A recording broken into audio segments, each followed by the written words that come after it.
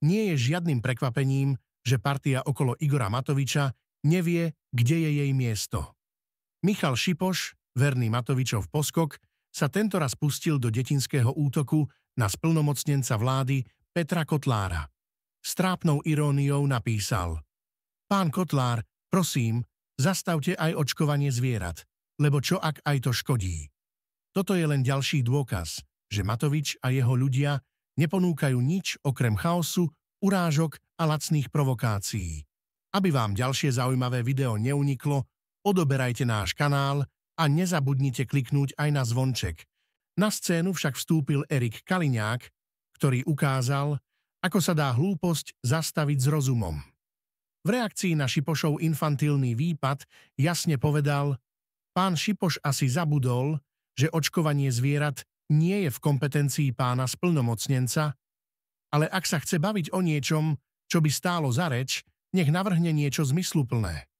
Týmito slovami ho rýchlo uzemnil a ukázal, že zatiaľ čo Šipoš stráca čas s nezmyslami, on vie držať vecnú úroveň.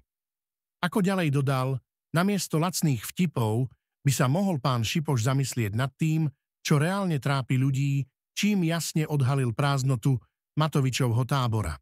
Kaliňák uvádza, že poslanec Šipoš chcel ponížiť splnomocnenca vlády Kotlára, no ponížil iba sám seba. Vysvetlil to v 2 bodoch. Poprvé, zvieratá zaočkované vakcínami proti slintačke a krývačke musia byť automaticky utratené a zlikvidované, takže ich nikto jesť nebude.